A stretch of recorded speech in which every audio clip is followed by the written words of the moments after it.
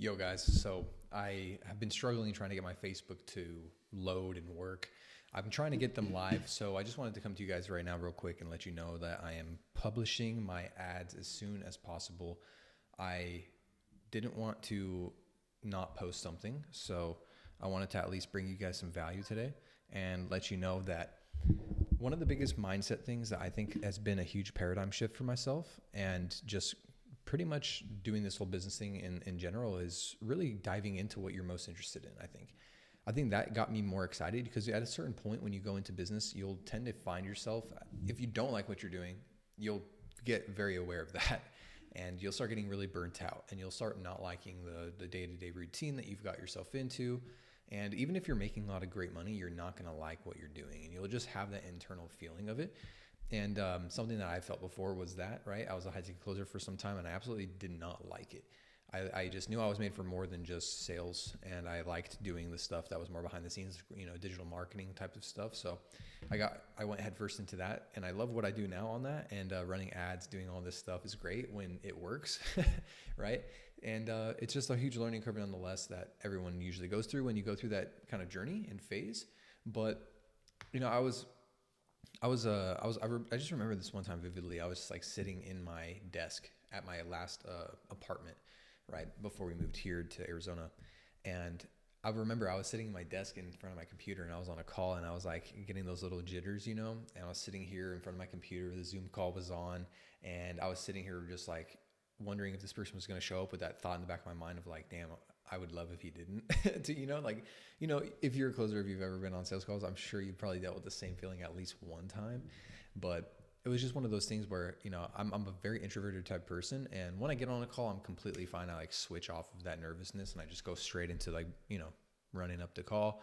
And I'm usually like, I was very good, not to brag. I was obviously like, I made a lot of money doing it, right? But it was great, but I also did not like it at all. So it was just like going through that, I showed up to the calls and, just got a bug. But I just remember when I was sitting there, I was just having that feeling of like, dude, I know I need to be doing something else right now. And then I had an epiphany moment. I took the earnings that I made from the commissions that I got from that month, and then I went and bought a digital marketing course. And that was with one of my best mentors I've ever had. And then basically just from there, I launched my own agency, went all in, and now I'm here today, right? So I had that epiphany moment when I sat there and I was just like, this sucks. Like, I absolutely hate, like, what else can I be doing right now? And I realized that I had built offers for people before, and I was like, dude, why didn't I go all into that?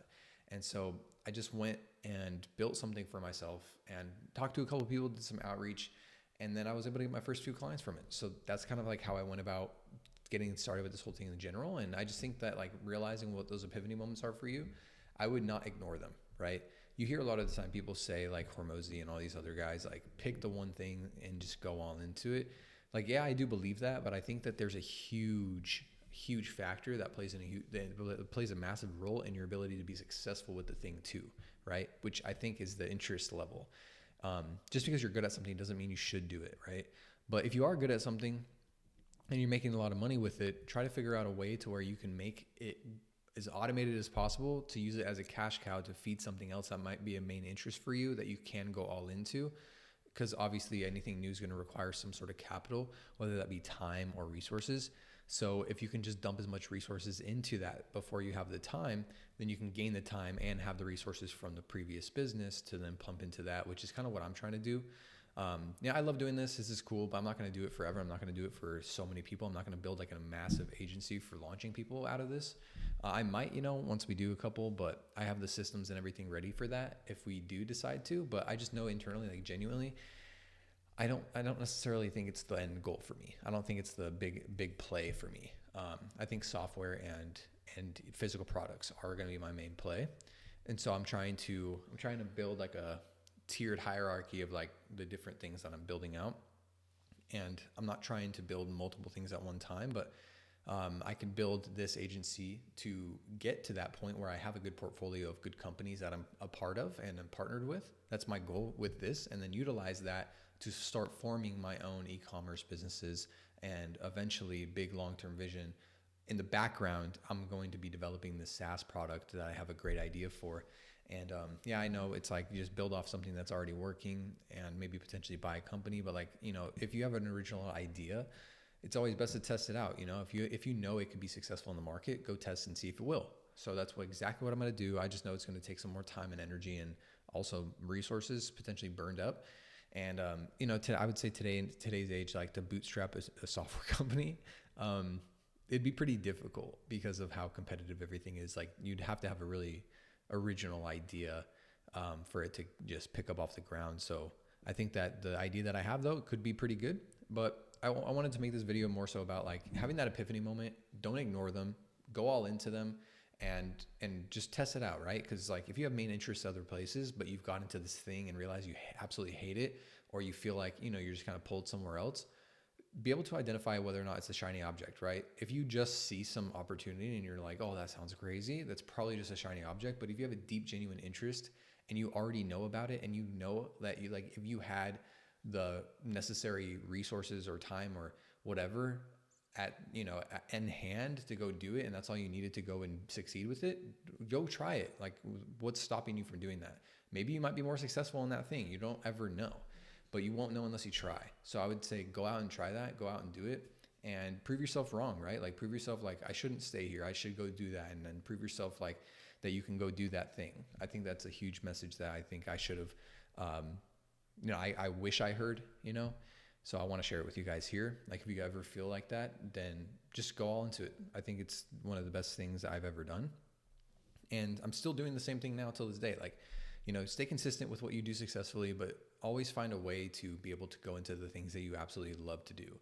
And even if it's making you a lot of money, it's going to be better for you long term if you love waking up doing what you're doing every day, right? That's what I believe in.